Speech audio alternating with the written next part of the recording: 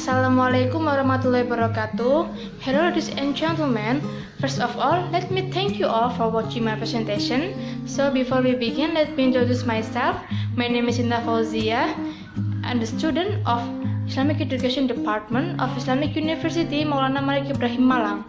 So let's start our presentation with the title, The Position of Ijtihad and Fatwa in Islam. And then there are three point topics that I will presentation. Therefore, the first I will begin by presenting about the definition of Ijtihad and Fatwa, and then I will continue by the position of Ijtihad and Fatwa in Islam, and finally I will presentation about the relationship and position of Ijtihad and Fatwa in Islam. And then I think that my presentation will take about 8 minutes. So if you have any question, feel free to interrupt me at any time. So before I start my presentation, I would like to ask you that, did you know that not all things that in human life are regulated in detail by the Al-Quran and Hadith? So, but if the problem is a matter that is unclear or there is no provision in Al-Quran and Hadith, so at that time Muslim needs to decide through two process that we will discuss in this discussion. And then in this part of my presentation, I would like to tell you about the definition of Fatwa, Ijtihad and Fatwa. For the first, the definition of Ijtihad in the etymological meaning, Ijtihad is the mobilization of all abilities to do something difficult. And then in terminology meaning, Ijtihad is research and try to get something close to the Kitabullah or Sharia and the Sunnah of the Prophet or others to get the Ma'qud text, so that the general purpose of Sharia wisdom is known as maslahat. And then the definition of Fatwa. Fatwa itself in Arabic means advice, answer, or opinion, and Fatwa is a term regarding opinion or interpretation on a matter related to Islamic law. So we can conclude that the meaning of fatwa is what is meant is a decision or official advice taken by an institution or individual whose authority is recognized, conveyed by a mufti or scholar as a response or answer to a question raised by fatwa requester or called by Mustafi who has no attachment. And then let's now let us to my next point is the position of Ijtihad and Fatwa in Islam.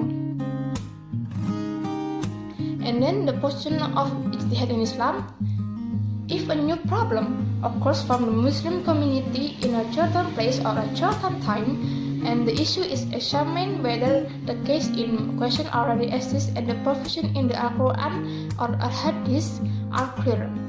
But however, if the issue is a matter that is not clear or there is no provision in the Al-Quran and Hadith at the time, then the Muslim need the Ijtihad ruling. But those who have the right to make Ijtihad are those who understand Al-Quran and Hadith through the istinbat process.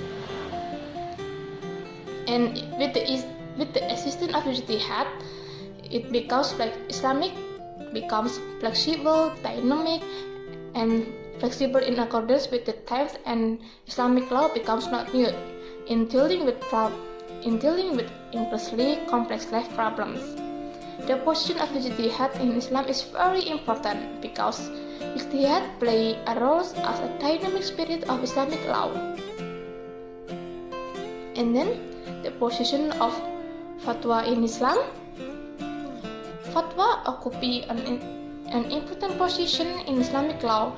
Fatwa is an institution in Islamic law that provides answer and solution to problems faced by Ummah. Many Muslims use fatwa as reference in their behavior because of the position of fatwa among the general public, such as argument amongst mujtahid. When people need legal question, these fatwa are attempt by scholars to answer and resolve problems based on legal fatwas such as Al-Quran, Hadith, and Ijtihad. And then the scholar and The scholar and jurisprudence expert issue fatwa to raise this issue because of the need or for who needs and as well basis as a legal basis for an act or activity that can be religious or non-religious. Fatwa are only opinions, advice from ulama which is not binding, and to be binding, fatwa must first go to statutory regulation, which then become laws in Indonesian positive law.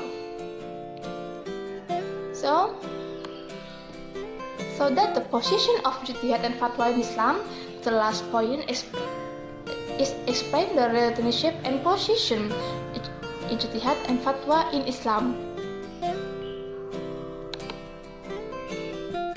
And fatwa and ijtihad are closely related. Fatwa are the result of ijtihad by experts who are able to study Islamic law.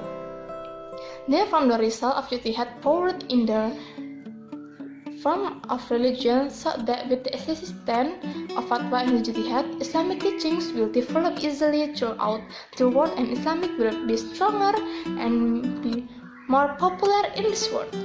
If there are no fatwa and ijtihad, then Islamic teachings will be left behind, even almost static, because we know that the true inspiration in deepening Islamic teachings through the ijtihad process is then manifest in the form of a strong and accountable religious fatwa.